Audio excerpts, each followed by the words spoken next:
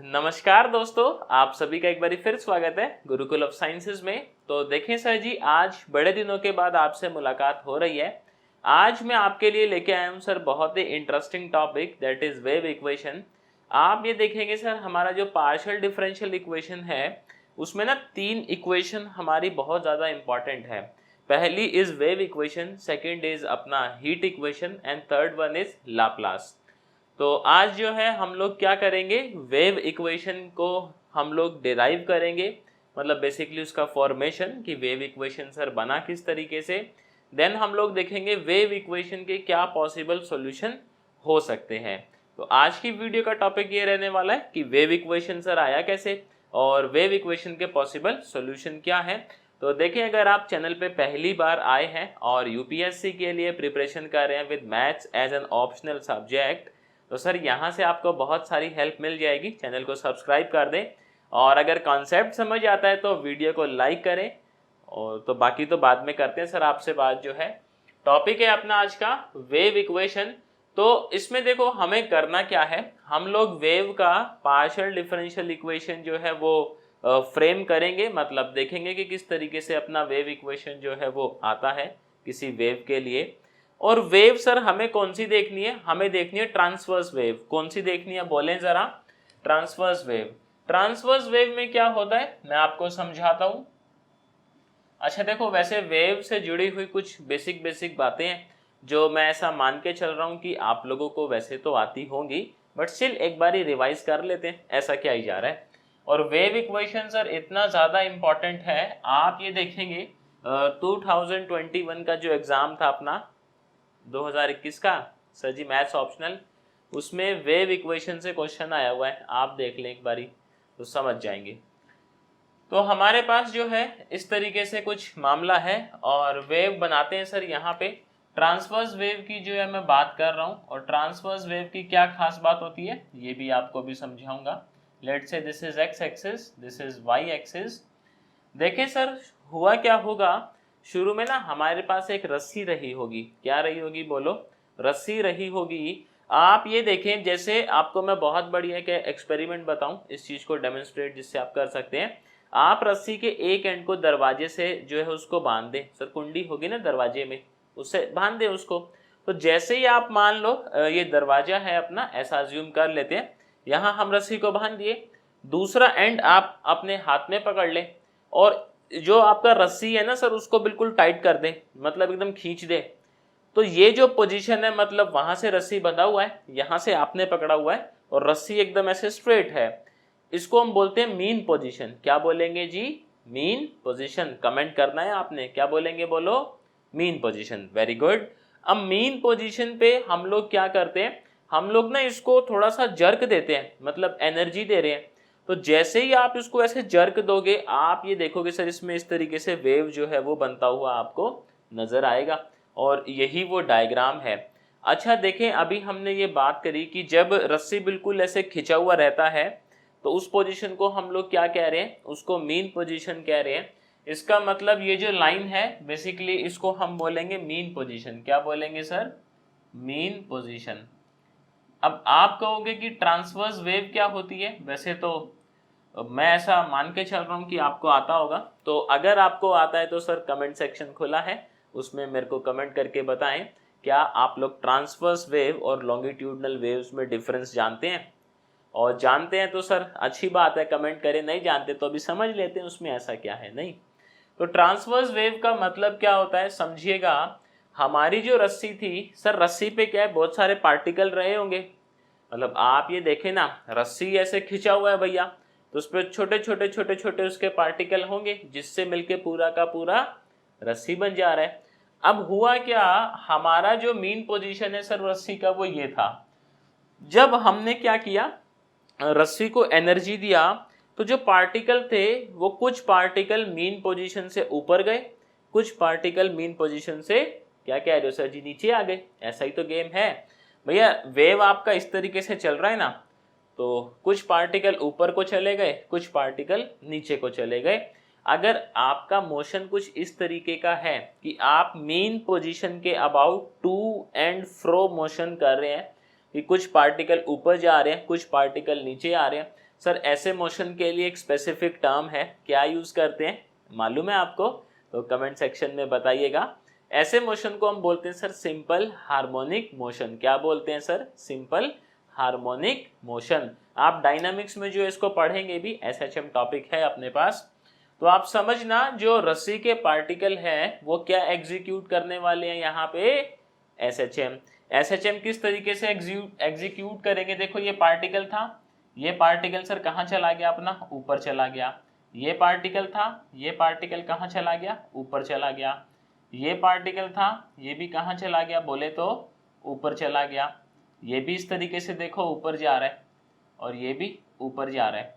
और ऐसे ही मैं अगर बात करूं कि जो मेरे यहाँ वाले पार्टिकल हैं, सर क्या कह रहे हो, नीचे आ रहे हैं, ये देखें सर आप, इस तरीके से गेम नहीं चल रहा है क्या? तो आप कहेंगे जी गेम तो चल ही रहा है कि नहीं है जी? समझ रहे हैं सर बात को आप? तो मामला बड़ा संगीन है, क्योंकि क्वेश्चन आना तय है जी। 3 बातें बता दी मैंने आपको जहाँ से हर साल क्वेश्चन आ रहा है 15 या 20 मार्क में। वेव इक्वेशन, आपका हीट इक्वेशन और लाप्लास। और आप देखेंगे सर 17 या 18 में शायद से ये क्वेश्चन था कि वेव इक्वेशन डिराइव कर दें आप, तो अच्छी बात है। मतलब उसका सॉल्यूशन पूछा था, वो भी हम लोग देखेंगे उसमें ऐसा क्या है। पहले समझ लें वेव का मतलब क्या है और हम लोग क्या इक्वेशन निकालने वाले हैं। ठीक है जी। यहाँ पे देखें हमारा जो वेव मोशन है वो इस तरीके से है, ये पार्टिकल ऊपर जा रहे हैं, ये पार्टिकल नीचे आ रहे हैं। इसका मतलब हमारे जो पार्टिकल हैं वो मीन पोजीशन के about to and fro motion execute कर रहे हैं, which is known as SHM, simple harmonic motion. Very good. अब आप ये समझना सर वेव के जो पार्टिकल हैं वो एसएचएम कैसे एग्जीक्यूट करें, मतलब कौन सी एक्सिस में एग्जीक्यूट करें। मैं आपसे ऐसे पूछूं, आप कहेंगे जी जो मेरे पार्टिकल हैं वो एसएचएम एग्जीक्यूट करें कौन सी एक्सिस में, बोलो तो वाई एक्सिस में। Very good. तो मोशन ऑफ एग्जीक्यूशन जो है या एग्जीक्यूशन ऑफ एसएचएम जो है वो है आपका वाई एक्सिस में। ऐसा ही नहीं है क्या गेम? सो ये आ रहा है अपना वाई एक्सिस में, बहुत शानदार।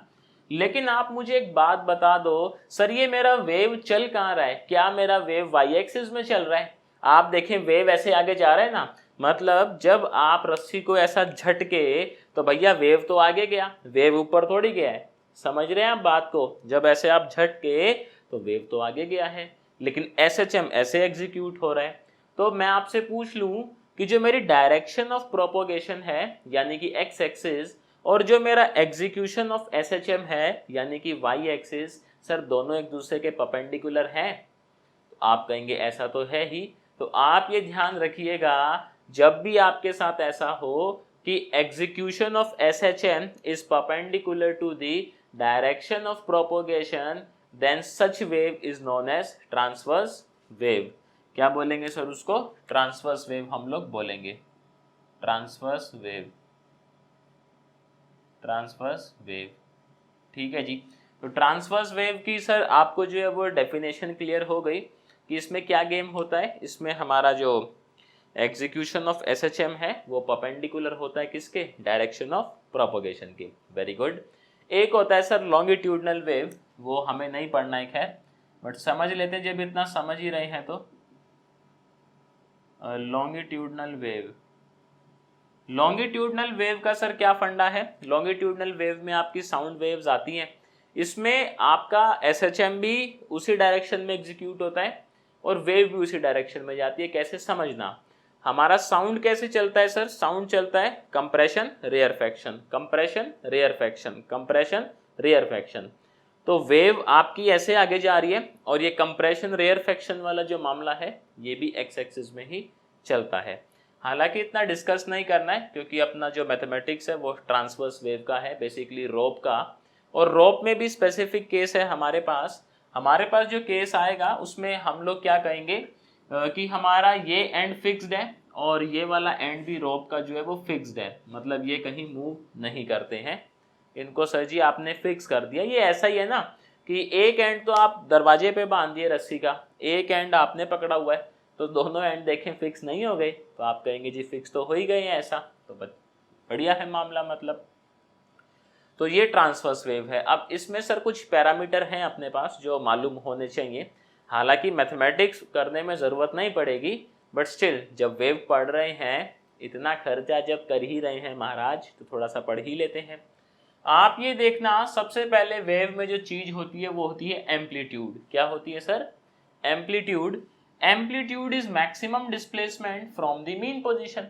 तो मैं यहाँ पे लिख भी देता हूँ आप लोगों की सहूलियत के लिए, और आप लोग इसको सर नोट करते चलना।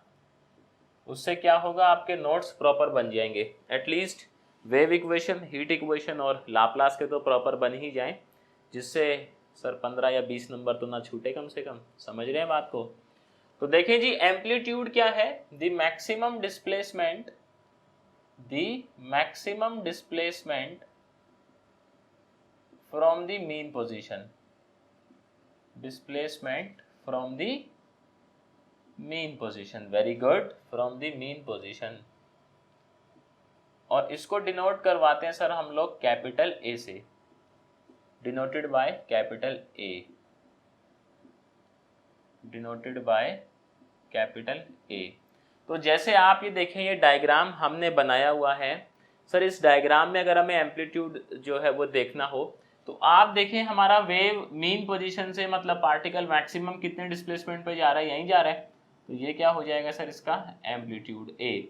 सिमिलरली यहाँ पे ये है अपना, सो ये हो जाएगा negative of A. Sir same ही रहता है, डायग्राम में थोड़ा ऊंचा नीचा बन गया होगा तो मैनेज कर लेना, अब इतना तो चलता है ना, तो कोई दिक्कत नहीं है। बाकी चीज़ समझ आनी चाहिए सर, वो ज़्यादा इंपॉर्टेंट है। नहीं, चलो जी, बहुत बढ़िया। सो एम्पलीट्यूड क्या है, बोलो मेरे साथ। Amplitude is the maximum displacement from the mean position. Sir ऐसे मेरे साथ अगर आप इंटरेक्टिवली पार्टिसिपेट करेंगे ना, तो वैसे ही याद हो जाएंगी चीज़ें आप लोगों को। देखें फिर सर, सेकंड चीज है इसके अंदर, that is wavelength. First one is amplitude, second one is wavelength. Wavelength क्या होता है सर, समझिएगा बात को। वेवलेंथ आप ये देखें, हमारा वेव का ना एक साइकिल कैसे कंप्लीट होता है सर। वेव के अंदर दो बातें हैं, पॉजिटिव साइकिल, नेगेटिव साइकिल। आधा time wave positive cycle compute मतलब एग्जीक्यूट करती है, और आधे टाइम अपना वेव नेगेटिव साइकिल एग्जीक्यूट करती है।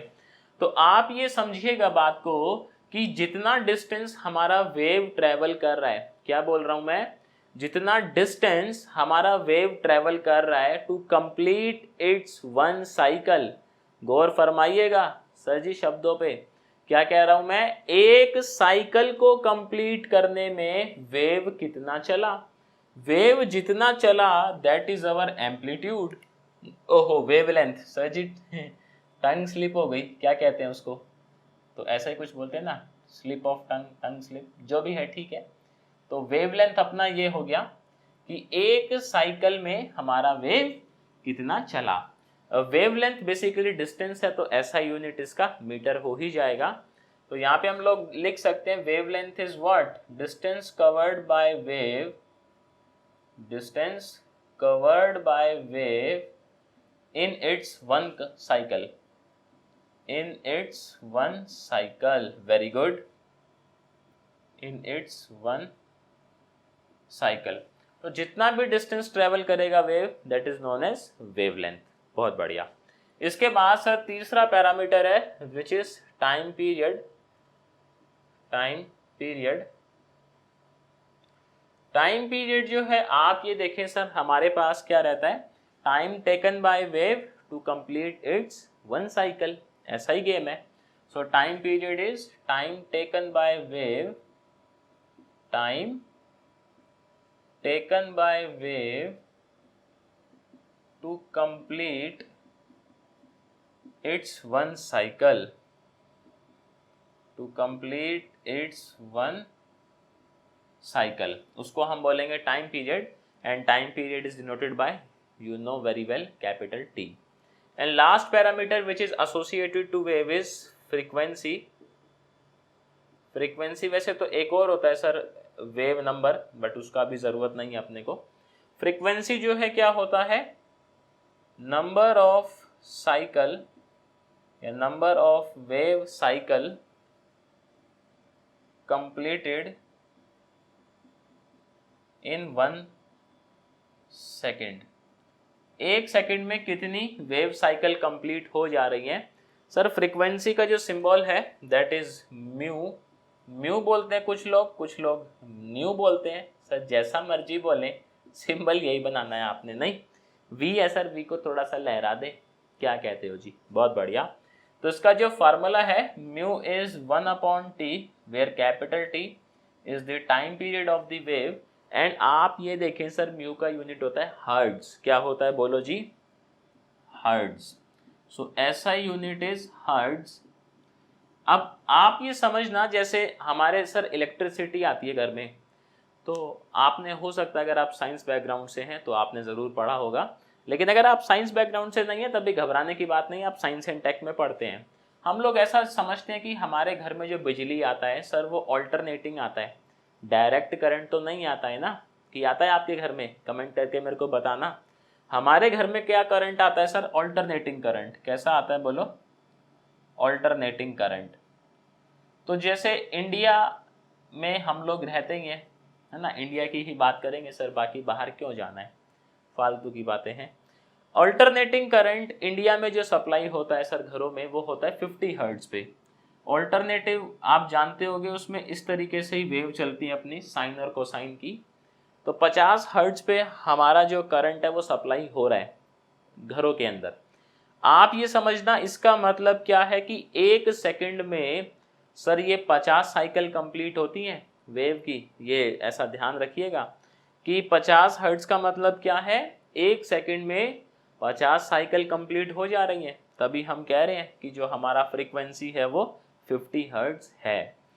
ठीक है जी। तो ये 4 बातें हैं जो एक और लिख लेते हैं तो फिर अगर आप कहो तो। Last one is wave number. Last one is wave number which is denoted by mu के ऊपर बार। कैसे डिनोट करवाएंगे उसको? बोले ये बनाएंगे म्यू और उसके ऊपर बार लगा देंगे, या सिंपल वी के ऊपर बार। ये होता है number of wave cycle, number of wave cycle present in distance of 1 metre, distance of 1 metre. कि आप देखें 1 मीटर के डिस्टेंस में आपकी कितनी वेव साइकिल प्रेजेंट हैं, that is known as wave number. तो इसका जो फार्मूला है सर वेव नंबर का वो होता है 1/λ। ऐसा क्यों है? थोड़ा सा लॉजिकली समझेंगे तो आपको समझ आएगा। आप ये देखें सर, एक साइकिल में 1 साइकिल वेव कितना कवर करता है? Distance lambda. सो मुझे एक बात बताना सर, यूनिट डिस्टेंस में कितना वेव साइकिल होगा? एक साइकिल, या मैं ऐसे बोलूँ लैम्डा डिस्टेंस में एक साइकिल कंप्लीट करता है, तो एक डिस्टेंस में कितना साइकिल कंप्लीट करेगा? That is 1/λ which is known as wave number. इसको उल्टा पढ़ लो ना, दैट लैम्डा डिस्टेंस में एक साइकिल कंप्लीट होती है, तो एक डिस्टेंस में कितनी होगी सर? 1/λ नहीं हो जाएगी? तो आप कहेंगे ऐसा तो है ही। So 1/λ is the answer. Unit is per metre, है ना, या इस तरीके से भी लिख सकते हैं, पर मीटर है क्योंकि लैम्डा अपना डिवाइड में चल ही रहा है। अच्छा ठीक है, तो सबसे पहले तो आप लोग इसका स्क्रीनशॉट लो, फिर कुछ और बातें करता हूं देखो मैं आप लोगों के साथ। अब सवाल ये हुआ कि सर जो वेव इक्वेशन है अपना वो कितने पैरामीटर का होना चाहिए और कैसा होना चाहिए, सवाल ये भी है। तो मैं आपको एक रफ आइडिया देता हूँ और आगे जाके हम लोग उस चीज़ को मैथमेटिकली भी समझेंगे। आप ये देखना, जैसे मेरे को क्या है, किसी पार्टिकल का डिस्प्लेसमेंट चाहिएगा। क्या चाहिएगा बोलो? किसी पार्टिकल का डिस्प्लेसमेंट चाहिएगा कि कोई पार्टिकल अपनी मीन पोजीशन से कितना ऊपर या कितना नीचे है at any particular instant of time. तो सबसे पहले अगर मान लो मैं इस वाले पार्टिकल की बात करूं, तो सबसे पहले मुझे इक्वेशन में ये बताना होगा कि भैया मेरे को ना इस वाले पार्टिकल की जानकारी चाहिए। अब इस वाले पार्टिकल की जानकारी चाहिए तो वो कैसे पता लगेगी सर? मैथमेटिकली मुझे ये डिस्टेंस बताना पड़ेगा, और ये डिस्टेंस मतलब क्या?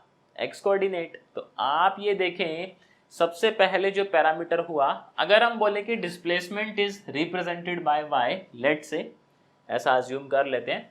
सो डिस्प्लेसमेंट इज रिप्रेजेंटेड बाय, तो y जो है वो किस किस का पैरा मतलब फंक्शन होना चाहिए, ये हम लोग डिस्कस करना चाह रहे हैं। समझ रहे हैं आप बात को? अभी डिस्कस कर लेंगे तो सर आगे की जर्नी अपनी बहुत स्मूथ जाएगी। तो आप ये देखें, हमने क्या कहा कि मान लो मुझे इस वाले पार्टिकल की डिस्प्लेसमेंट चाहिए at any instant of time, तो सबसे पहले मुझे क्या बताना पड़ेगा कि सर ये पार्टिकल है कौन सा।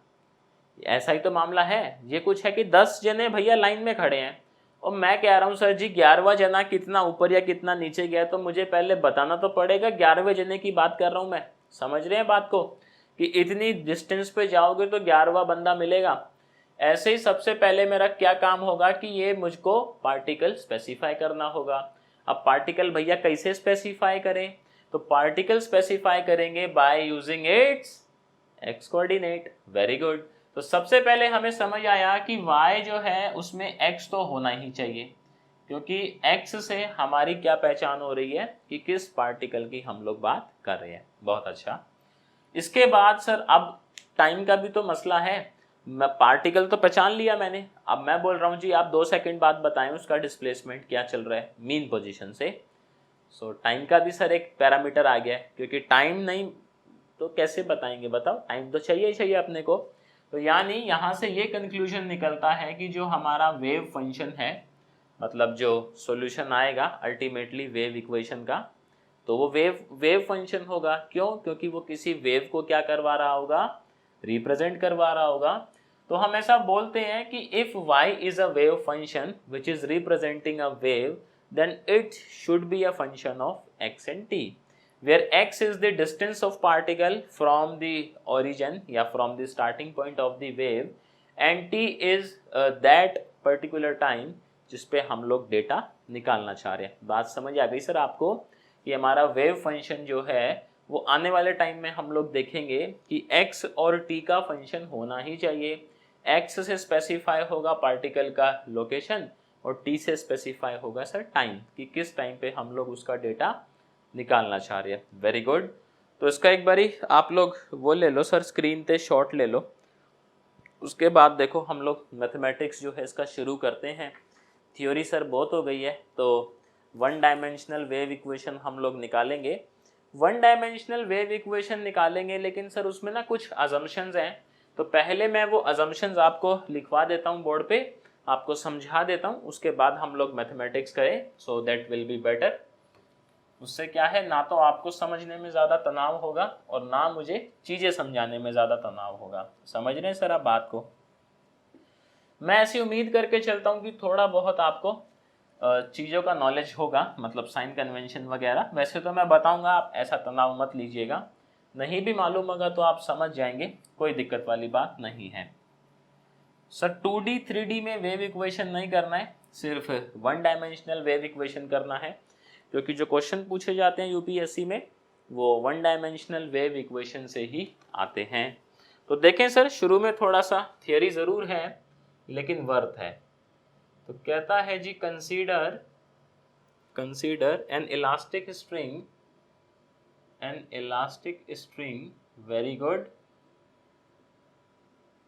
स्ट्रिंग मतलब वही अपना रस्सी, विच इज स्ट्रेच्ड। ये लिखते चलना आप लोग मेरे साथ साथ, तो आपके नोट्स तैयार हो जाएंगे। Which is stretched to length, capital नहीं स्मॉल एल ले लेते हैं, स्ट्रेच्ड टू लेंथ एल। बहुत बढ़िया। एंड देन फिक्स्ड, हमारे पास जो केस आएगा ना वो यही आएगा। And then fixed at its end points,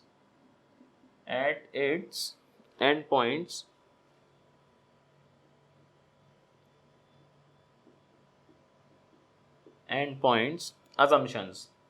अब कुछ assumption है जिनको हम लोग ध्यान में रखते हुए सारा इसका मैथमेटिक्स देखेंगे।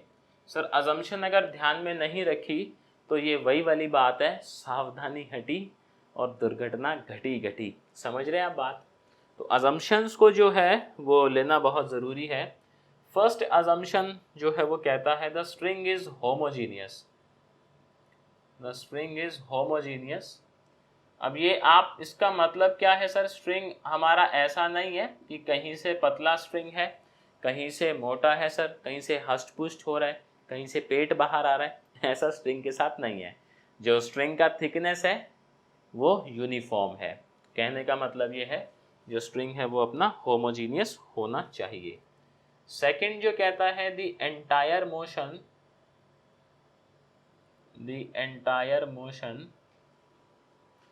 टेक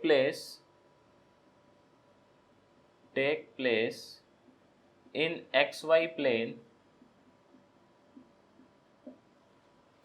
सर सेकंड अजम्पशन बड़ी विचित्र है। तो सेकंड अजम्पशन क्या कहती है कि आपका जो मोशन है सारा का सारा वो XY प्लेन में ही होना चाहिए, उससे बाहर नहीं होना चाहिए। सर उससे बाहर होगा तो काम गड़बड़ हो जाएगा। XY प्लेन का मतलब क्या है, स्ट्रिंग आपका ऐसे और ऐसे ही जाना चाहिए। स्ट्रिंग कल को इस तरीके से ऐसे और ऐसे ना भागने लग जाए। समझ रहे हैं सर आप बात को? XY का मतलब है स्ट्रिंग इस तरीके से मोशन एग्जीक्यूट करेगा then it is okay, but string ऐसा मोशन ना एग्जीक्यूट करे कि वो ऐसे ना जाके आपका टिल्ट हो जाए थोड़ा सा, मतलब Z भी आ जाए उसके अंदर, तो इस तरीके से स्ट्रिंग भागने लग जाए, विच इज रॉन्ग, ऐसा नहीं है। तो ये अजम्पशन है हमारी पहले ही कि कल को कहो आप भैया ये तो पहले बताए नहीं थे, अभी एकदम से कहाँ से आ गया।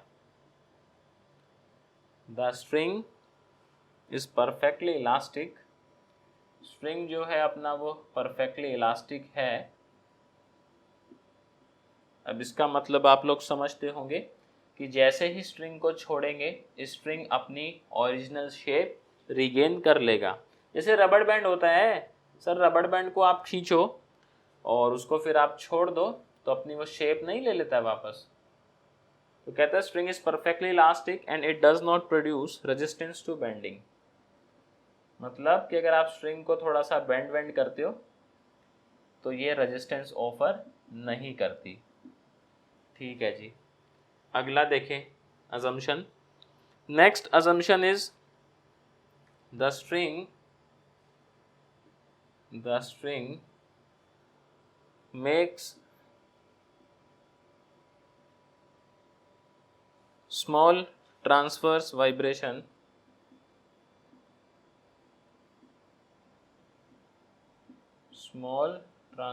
vibration so that the absolute values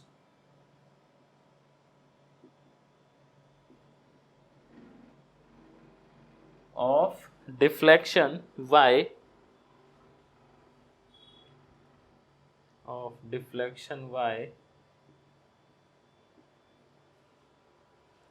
and the slope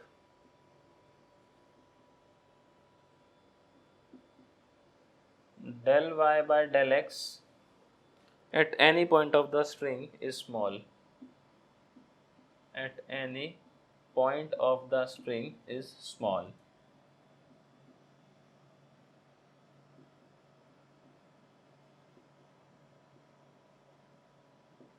तो इस वाली जो सर अजम्पशन है इसमें क्या बोला है कि जो स्ट्रिंग है ना हमारा स्ट्रिंग सर वो ज़्यादा ऐसे 3-5 नहीं करता है।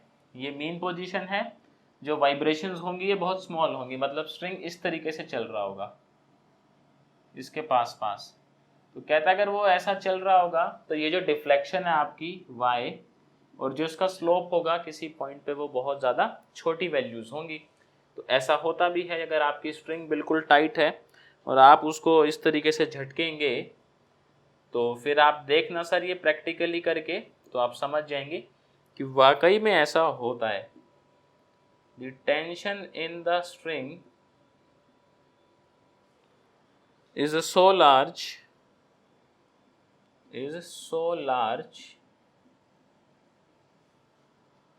that the force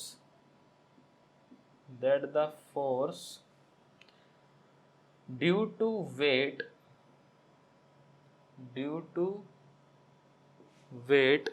of the string can be neglected। तो इसका मतलब मैं समझाता हूं कि इससे सर वो क्या कहना चाह रहा है, फिर हम लोग इसका अच्छा सा एक डायग्राम बना के पूरा मैथमेटिक्स देखेंगे। वो कहता है जी आप देखें ग्रेविटी है, जैसे आप अगर वही कमरे वाला एग्जांपल ले लेते हैं, रस्सी बांध दी है सर, और आप उसको वाइब्रेशंस दे रहे हैं इस तरीके से, तो ग्रेविटी तो है ही ना। ग्रेविटी सर कॉन्स्टेंटली कहाँ पुल करता है, हमें नीचे पुल करता है। तो वो कहता है कि आप जब ये इसका मैथमेटिक्स करें तो आप ग्रेविटी को नेग्लेक्ट कर दें, क्योंकि टेंशन जो स्ट्रिंग में चल रहा होगा, जो स्ट्रेच है ना, उसकी वजह से वो इतना ज़्यादा होगा कि ग्रेविटी का कोई वहाँ पे ऐसे फ़र्क पड़ेगा नहीं खास। तो उसको हम लोग क्या कर दे रहे हैं, नेग्लेक्ट कर दे रहे हैं। तो इसकी आप जो है मतलब इसका स्क्रीनशॉट ले लो एक बारी, ये अपनी अजम्पशंस हैं। इसके बाद एक अच्छा सा डायग्राम बनाते हैं और देखो फिर इसका हम लोग पूरा का पूरा जो है वो मैथमेटिक्स देखते हैं।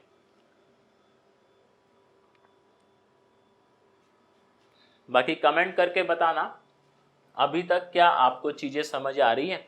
ऐसा तो नहीं लगा किसी पॉइंट पे कि मामला बाउंसर जा रहा हो। अगर ऐसा जा रहा है तो सर कमेंट दरबार खुला हुआ है आप लोगों के लिए, यू कैन डू, है ना। कमेंट ही करना है भैया, और कुछ नहीं करना है गलत बात हो जाएगा वरना। तो आओ देखते हैं इसका डायग्राम और इसका सारा का सारा मैथमेटिक्स, तो आपको चीज़ समझ आएगी। आपको लगेगा यार मतलब चीज़ तो बढ़िया है, जिसने भी निकाला है सही निकाला है बिल्कुल एकदम मामला जो है। तो इसको थोड़ा सा मैं जूम करके बनाऊंगा, मतलब बड़ी फिगर बनाऊंगा थोड़ी सी, ताकि आप लोग चीज़ें जो है वो अच्छे से समझ पाओ। तो देखें सर, अब आप लोगों के लिए ही ये एफर्ट है, तो एक लाइक तो बनता है सर वीडियो अगर आप इतना देख लिए हैं, और चैनल को सब्सक्राइब भी कर ही देना अगर नहीं किए हो तो। सो यहाँ पे हम लोग ऐसा मानते हैं सर, मैं इसका आधा ही साइकिल बना रहा हूँ, उसी से मैं आपको सारा इसका गेम समझा दूंगा और आप समझ भी जाएंगे, देखना बड़े इजीली। ऐसा बोलते हैं कि ये इसका हाफ साइकिल, हो ज़्यादा ही लहर गया, थोड़ा बढ़िया सा बनाते हैं। देखो ये इसका हाफ साइकिल है, हमारी जो वेव बनेगी ना उसका हाफ साइकिल ऐसा मान लेते हैं। ये अपना वाई एक्सिस है, ये अपना एक्स एक्सिस है। अब ये जो है सर स्ट्रिंग है, आप देखें इसका कुछ तो मास रहा होगा, और हम ऐसा कह रहे हैं कि स्ट्रिंग कैसा है भैया, हमारा होमोजीनियस है। होमोजीनियस मतलब जो मास का डिस्ट्रीब्यूशन है ओवर द स्ट्रिंग वो यूनिफॉर्म है। तो ऐसे केस में देखें आप, स्ट्रिंग का सिर्फ लेंथ होता है ना, तो हम लोग मान के चलेंगे इसका मास लेंथ डेंसिटी। क्या मान के चलेंगे सर जी, मास लेंथ डेंसिटी, या इसको और जो स्पेसिफिक वर्ड यूज होता है वो होता है लीनियर मास डेंसिटी। क्या यूज होता है बोलें जरा, लीनियर मास डेंसिटी, उसको रो ले लेंगे। So let linear mass density is equals to rho. ठीक है जी। अब स्ट्रिंग पे ना हमने दो पॉइंट लिए P और Q। सो लेट से this is P and this is Q। हाँ ठीक है सर, काम चल जाएगा अपना इससे। एक P ले लिया हम लोगों ने, एक Q ले लिया। सो यहाँ पे मैं नाम इनका नामांकरण कर देते हैं, this is P, this is Q। Okay है जी, कोई मसला नहीं है। अब आप यहाँ देखें सर, P और Q इतने पास पास हैं कि इनके बीच का distance is delta S, and delta S is very small.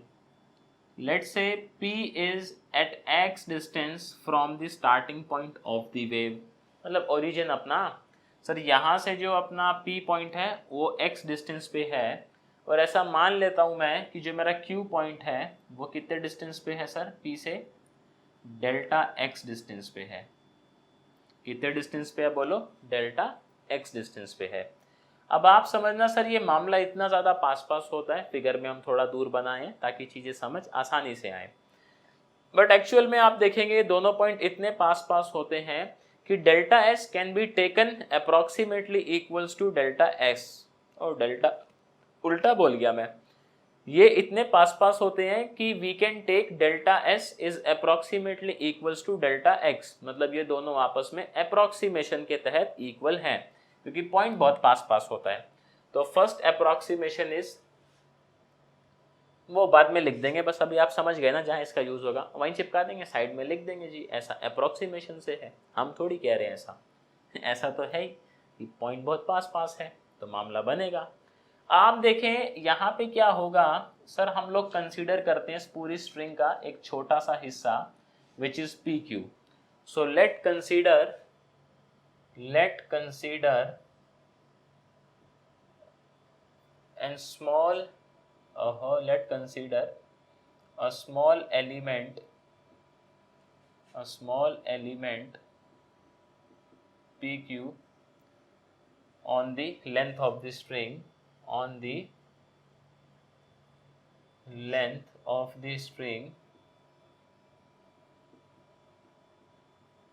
Very good.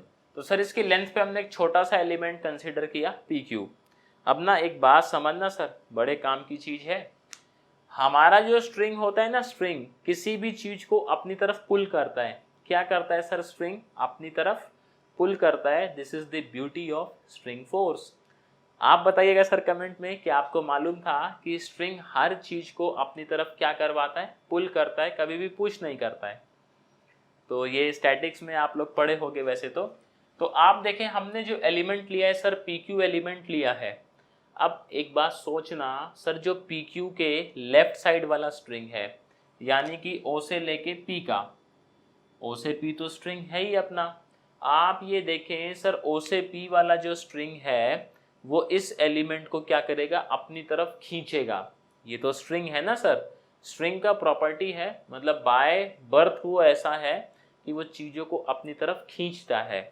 So PQ element है, PQ के एलिमेंट के जो लेफ्ट वाला स्ट्रिंग है वो PQ को क्या करेगा? अपनी तरफ खींचेगा मतलब सर वो टेंशन लगाएगा। String force is known as tension.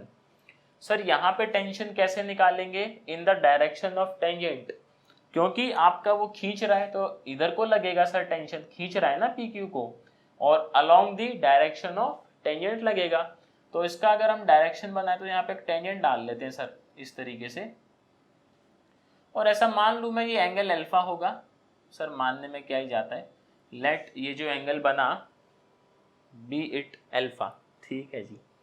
आगे देखें सर, हमारा जो Q पॉइंट है, Q पॉइंट के आगे का जो स्ट्रिंग है, यानी Q से लेके लेट से दिस इज पॉइंट A, तो जो हमारा स्ट्रिंग QA है, QA ध्यान से सुनना बात को, जो हमारा स्ट्रिंग QA है सर, ये QA क्या करेगा? इस एलिमेंट को अपनी तरफ खींचेगा। तो यानी ये टेंशन कहाँ लगाएगा सर? ये इसके राइट साइड लगाएगा। और डायरेक्शन कैसे निकालेंगे टेंजेंट का? सर मतलब टेंशन का, मैं भी टेंजेंट की बात कर रहा हूँ। देखो ये टेंशन कैसे लगाएगा सर? राइट साइड लगाएगा, क्योंकि स्ट्रिंग इसको अपनी तरफ खींचेगा। और डायरेक्शन क्या होगा महाराज, क्या कहते हो? Along the tangent. तो उसका टेंजेंट इस तरीके से जाएगा, ऊपर को जाएगा कि नहीं जाएगा भैया? जाएगा। सो इधर ले लेते हैं ये, दिस इज टेंशन नीचे को आ रहा है, टेंशन एट P ऐसा मान लेता हूँ, और लेट से दिस इज T1 T2 मान लेते हैं ना सर, वो ज़्यादा अच्छा है। This is T1 and this is इस तरीके से T2 टेंजेंट की डायरेक्शन में। अब देखें सर, ये तो बड़ा मामला ऐसा गड़बड़ है। मैं ऐसा मान लेता हूँ ये जो टेंजेंट है अपना Q पॉइंट पे, ये सर टेंजेंट जो है वो एक्स एक्सिस के साथ बीटा एंगल बना रहा होगा। कितना बना रहा होगा बोलो तो? Beta angle. जैसे यहाँ अज्यूम किए ना कि T1 एक्स एक्सिस के साथ कितना एंगल बना रहा है सर? अल्फा। इसी तरीके से मैं यहाँ अज्यूम किया कि मेरा T2 जो है वो एक्स एक्सिस के साथ कितना एंगल बना रहा है? बीटा। Very good. अब देखें इस T2 के ना कॉम्पोनेंट करते हैं। सो दिस इज बीटा, तो बीटा की डायरेक्शन में जो कॉम्पोनेंट है सर वो क्या जाता है? T2 कॉस बीटा, और इसके परपेंडिकुलर क्या जाएगा? अपना साइन बीटा। ये बताना मेरे को कमेंट सेक्शन में कि क्या ये नॉलेज आपको मालूम है, मतलब क्या आपको है सर इस बात का ज्ञान? आप देखें T2 का कैसा है मूवमेंट, T2 राइट साइड को भी जा रहा है, T2 ऊपर भी जा रहा है। तो एक कंपोनेंट राइट साइड जाएगा, एक कंपोनेंट ऊपर जाएगा, ऐसा ही गेम है। आप देखें सिमिलरली T1 कैसा है सर? T1 लेफ्ट साइड को आ रहा है और T1 नीचे भी आ रहा है। तो एक कंपोनेंट जाएगा इसका लेफ्ट साइड को, यानी कि इधर, और ये कंपोनेंट कौन सा होगा सर? ये एंगल अल्फा, तो ये एंगल भी alpha. So this will be T1 cos alpha. Sine नहीं लिखना है भैया, पाप लगेगा वरना। और नीचे को कौन सा जाएगा सर बोले तो? क्या कह रहे हो? T1 sine alpha. बहुत बढ़िया। तो पहला काम सर आपने जो करना है, अब कमेंट में बताना है क्या आपको ये टेंशन वाला जो गेम है, ये वाला मामला समझ आया?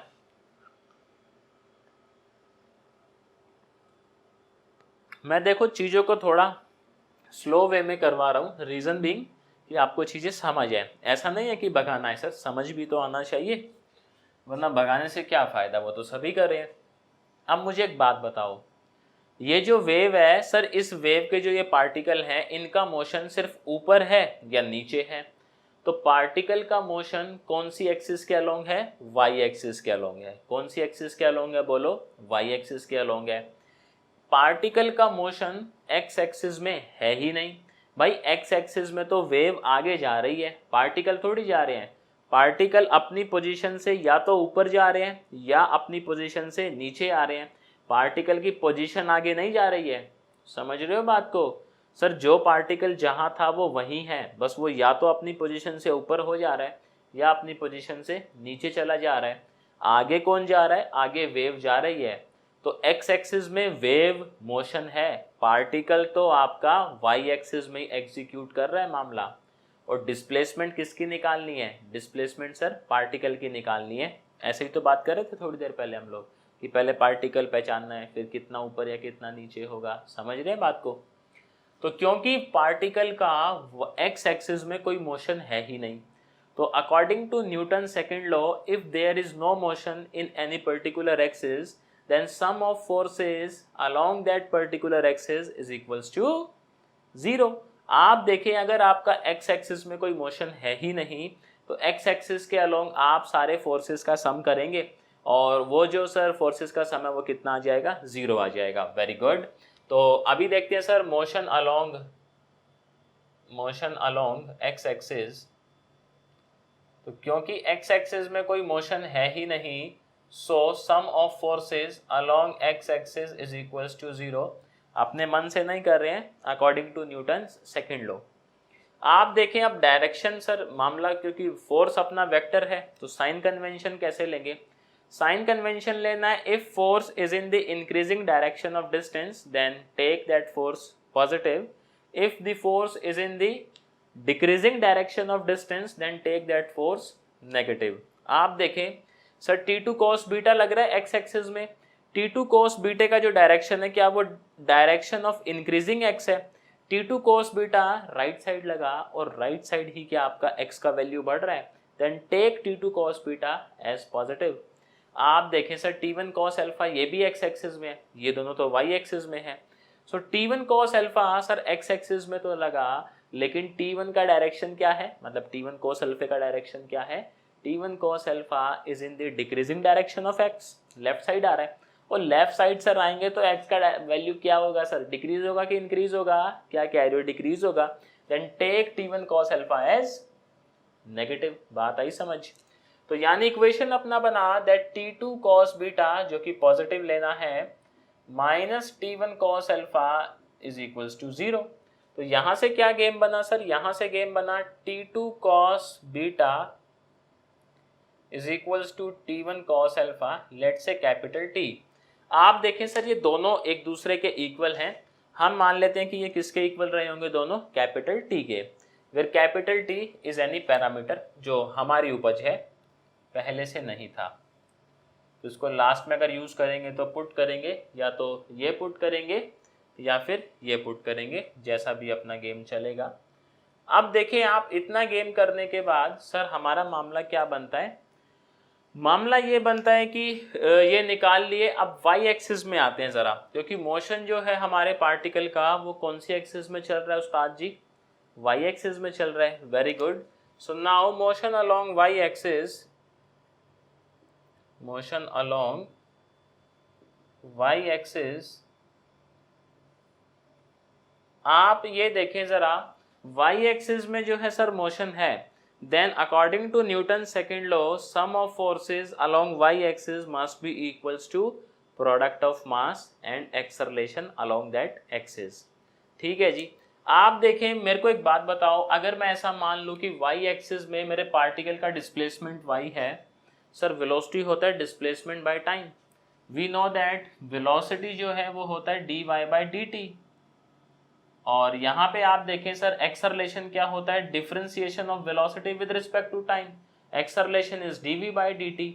तो क्या मैं ऐसा बोल दूं acceleration is second order derivative of y with respect to t, लेकिन यहाँ पे हम ऐसा समझ रहे हैं कि हमारा सर जो y है वो एक वेरिएबल का फंक्शन नहीं है।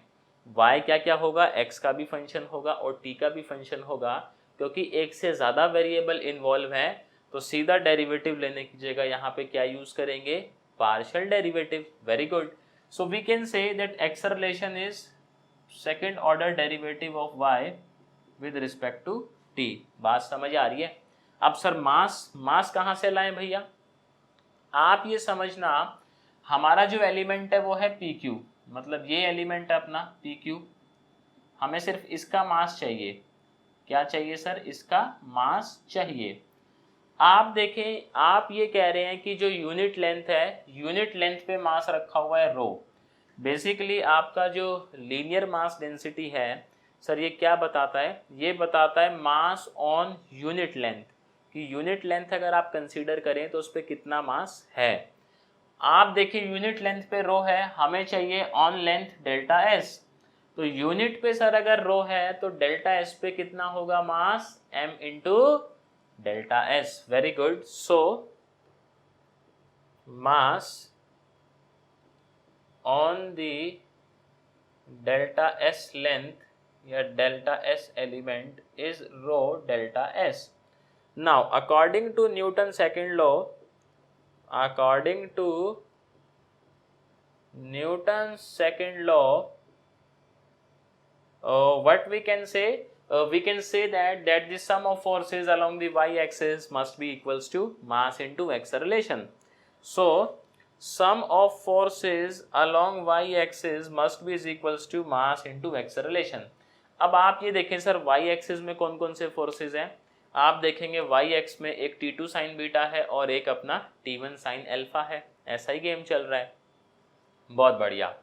आप ये देखना sir, t2 sine beta is in the direction of increasing y, then take t2 sine beta positive and t1 sine alpha is in the decreasing direction of y। So ये क्योंकि decreasing direction of y में है तो इसको क्या लेंगे बोले तो नेगेटिव लेंगे। सो ये बनेगा अपने पास मामला that t2 sine beta, very good, minus t1 sine alpha is equals to mass which is given as rho into delta S और acceleration is given as second order partial derivative of y with respect to t। ठीक है जी। अब आप ये देखना sir, यहाँ पे हम थोड़ी देर पहले बात किए थे कि by approximation we can say that delta S is approximately equals to delta X. So यहाँ पे डेल्टा एस को क्या सब्स्टिट्यूट करिएगा बोलो तो डेल्टा एक्स। सो यहाँ हम लोग डेल्टा एस को पुट करने वाले हैं डेल्टा एक्स। ठीक है जी। सो जैसे ही पुट करेंगे सर, अपना इक्वेशन किस तरीके से तब्दील होगा देखें, t2 sine beta, very good, t1 sine alpha is equals to rho. अब यहाँ पे क्या आ जाएगा बोलो तो डेल्टा एक्स और second order derivative of y with respect to t। ये बना इक्वेशन। अब भैया इसका क्या करें? इसमें ना एक काम करते हैं, हम लोग दोनों साइड t से डिवाइड करवा देते हैं। क्या करवाएंगे बोलो? दोनों साइड t से डिवाइड करवाएंगे। आपके जहन में सवाल आएगा ऐसा क्यों कर रहे हैं सर? तो बस 5 मिनट रुक जाएं, आप समझ जाएंगे कि t से डिवाइड जो है वो क्यों करवाया गया है।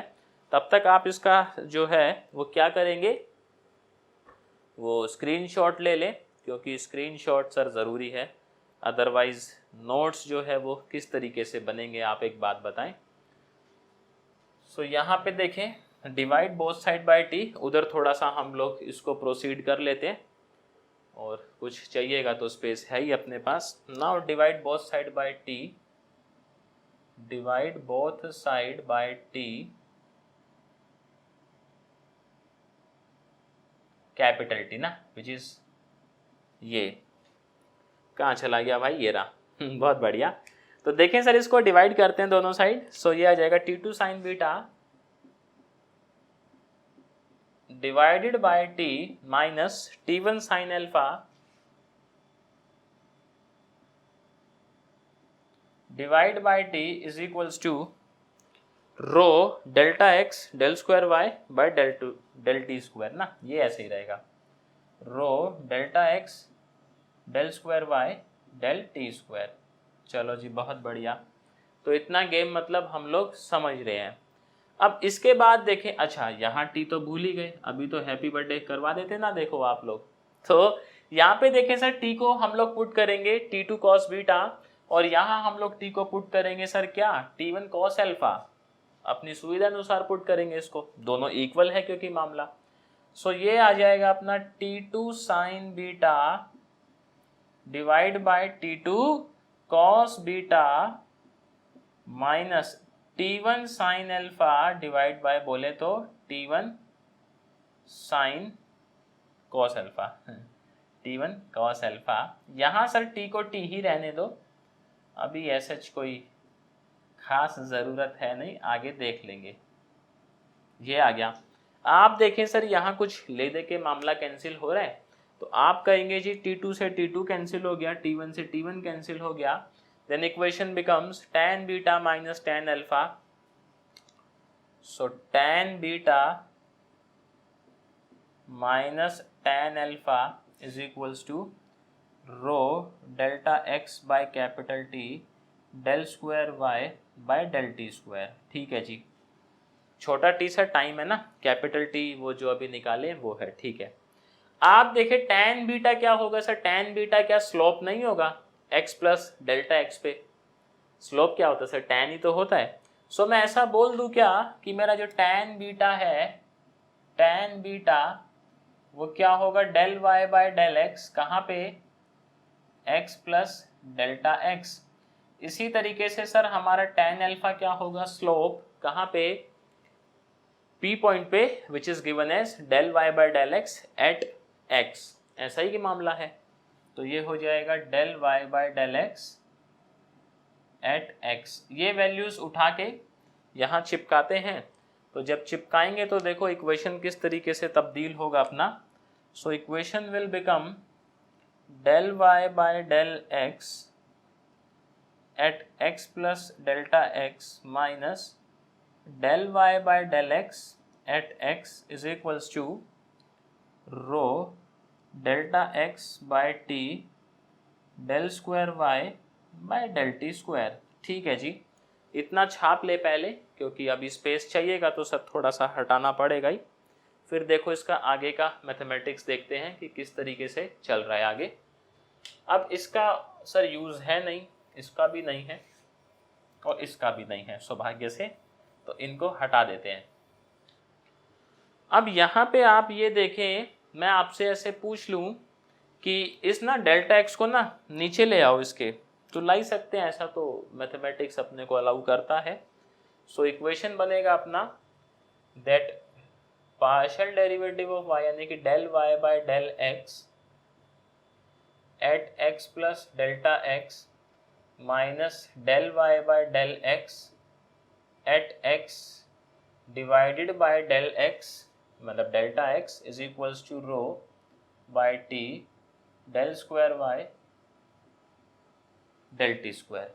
ऐसा बन जाएगा सर मामला। यहाँ पे आप ये देखना, हमारा जो ये डेल्टा एक्स है ये बहुत छोटा है। कैसा है सर डेल्टा एक्स, बहुत ज़्यादा छोटा है, क्योंकि पॉइंट ये बहुत पास पास रहते हैं। तो यहाँ पे हम लिमिट लेंगे, क्या लेंगे बोले जी, delta x tends to 0। So take limit, और लिमिट क्यों ले रहे हैं आप समझ रहे हैं ना, कि ये पॉइंट इतने ज़्यादा पास पास हैं कि बहुत ज़्यादा पास पास, तो डेल्टा एक्स अपना क्या जाएगा, ऑलमोस्ट 0। सो ये हो जाएगा limit delta x tends to 0 del Y by del x x plus delta x del Y by del x at x divide by delta x is equals to rho by T del square Y del T square. ठीक है जी, आप ना मैं इधर का हटा देता हूँ क्योंकि मेरे को कुछ बात समझानी है उधर, इसका स्क्रीनशॉट ले लो आप लोग। यहाँ पे कुछ बातें मैं आपको समझाता हूँ जिससे हमारी इक्वेशन जो है वो फटाक से आ जाएगी, देखना एकदम बिना किसी की देरी के। तो यहाँ पे आप ये देखें सर, अगर मुझे किसी का डेरिवेटिव निकालना होता है तो मैं क्या करता हूँ, limit delta x tends to 0 और मैं क्या लेता हूँ यहाँ पे f of x plus delta x minus f of x divide by delta x. ऐसे करते हैं तो सर एफ डैश एक्स आ जाता है अपना, आ ही जाता है। तो ये डेफिनेशन है सर किसका, अपना एफ डैश एक्स का। आप देखें इसको आप एफ मान ले, f at x plus delta x minus f at x divide by delta x where delta x tends to 0। तो क्या ये जो मेरा एक्सप्रेशन है लेफ्ट हैंड साइड का, क्या ये मेरा डेरिवेटिव को रिप्रेजेंट नहीं कर रहा है? और देखें सर डेरिवेटिव किसका, derivative of del Y by del x, क्योंकि यहाँ ये सर डेरिवेटिव किसका था, एफ ऑफ एक्स का था, और यहाँ क्योंकि involve del Y by del X है, so this whole thing is representing basically derivative of del Y by del X. This ये जो सारी रामायण है सर ना, ये लेफ्ट साइड का रामायण, ये क्या रिप्रेजेंट करवा रहा है, it is representing derivative of del Y by del X with respect to X. So यहाँ पे देखें क्या मामला बनेगा, मामला अपना ये बनेगा that this is del Y by del x. Comment में बताना ये वाला स्टेप समझ आया कि नहीं आया। Del Y by del x is rho by T del square Y by del T square. ये बताना मेरे को कमेंट सेक्शन में कि क्या आपको ये जो स्टेप है कि कैसे ये अपना डेरिवेटिव रिप्रेजेंट करवा रहा है, ये चीज हजम होती है।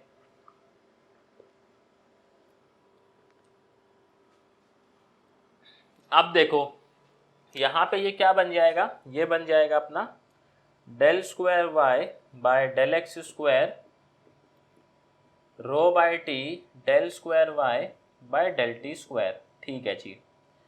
यहाँ पे ना हम लोग क्या करते हैं सर, हम लोग रो बाय टी को 1 बाय सी स्क्वायर लेते हैं, मतलब let C square is T by rho.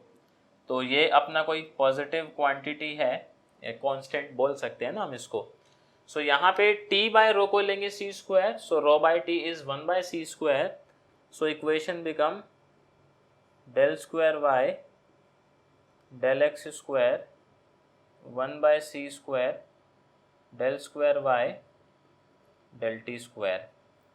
तो अल्टीमेटली सर आपका ये आ गया है वेव इक्वेशन। क्या आ गया है आपका, वेव इक्वेशन। अब इससे हमें सर फायदा क्या हुआ निकालने से ना, ये भी समझ लेते हैं। This is wave equation, differential equation आया बेसिकली। इस इक्वेशन को निकालने का सर हमारा पर्पस क्या है या इसका फायदा क्या है। अगर मैं ये क्लेम करूं, let say I am claiming that y is equals to मतलब x comma T a sine omega t plus minus K X is representing a wave. मैं ऐसा क्लेम कर रहा हूं, देखो गांव वालों, ये जो आपका फंक्शन है ये ना एक वेव को रिप्रेजेंट करवा रहा है। मैं क्लेम कर रहा हूं ऐसा, बट एक्चुअल में क्या ये वेव को रिप्रेजेंट करवा रहा है, ये कैसे समझ आएगा। अगर मेरा ये y इस डिफरेंशियल इक्वेशन को सेटिस्फाई कर दे, it means it is representing the wave. और अगर देखें सर ये y इसको सेटिस्फाई नहीं कर पाया, तो हम कहेंगे कि भैया बात ऐसी है, हमें बनाओ मत, ये जो फंक्शन है ये वेव को रिप्रेजेंट नहीं करवा सकता। बात समझ रहे हैं आप। अच्छा, इसका जो सॉल्यूशन आएगा सर, उससे हमें पता लग जाएगा कि हमारा जो वेव फंक्शन है वो किस कैटेगरी का होना चाहिए, और उसी सर सॉल्यूशन पे हम लोग कुछ अपनी इनिशियल कंडीशंस लगा देंगे। तो उससे ये भी समझ आ जाएगा कि किसी पर्टिकुलर स्थिति में कौन सा वेव फंक्शन जो है इस इक्वेशन का सॉल्यूशन बनेगा। 2017 में आप देखेंगे, शायद से 2017 या 2018, इन दोनों में से एक ईयर में सीधा क्वेश्चन है कि आप इसका सर सॉल्यूशन निकाल दें। क्या निकाल दें, वेव इक्वेशन का सॉल्यूशन निकाल दें। ये आया हुआ है सीधा क्वेश्चन। तो पहले तो आप लोग इसका स्क्रीनशॉट ले लो, फिर मैं आपसे कुछ बातें करता हूँ, देखें ज़रा। चलो जी, बहुत बढ़िया, स्क्रीनशॉट आप ले ही लिए। तो आप ये देखें सर, आज हमने क्या डिस्कस किया, आज हमने डिस्कस किया कि वेव इक्वेशन आया कैसे, वेव की कुछ बेसिक बातें, वेव कितने टाइप की होती है और इसका मैथमेटिक्स किस तरीके से चलता है। मैं उम्मीद ऐसी कर रहा हूँ कि आप लोग इसको समझ पाए होंगे, चीज़ें आपको समझ आई होंगी। समझ आई है तो सर वीडियो को लाइक ज़रूर करना है, चैनल पे नए थे तो सब्सक्राइब ज़रूर करना है, और आप देखें, अगर आप चाह रहे हैं कि इसका आगे का पार्ट आए तो सर उसका एक ही तरीका है, आप वीडियो को ज़्यादा से ज़्यादा लाइक कीजिएगा और कमेंट करके बताइएगा कि जी भैया इसका अगला पार्ट भी लाया जाए, ताकि हम इसका सॉल्यूशन जो है वो समझ पाएँ कि इसका सॉल्यूशन किस तरीके से, किस कंडीशन पे कौन सा सॉल्यूशन एकदम फिट बैठेगा। क्योंकि सर क्वेश्चन कंफर्म है 15 या 20 मार्क में, ध्यान रखिएगा। तो देखें फिर, शुक्रिया आप लोगों का। मेरी तरफ से आज के लिए इतना ही था। आपसे मिलते हैं सर फिर किसी वीडियो में किसी दिन नए टॉपिक के साथ।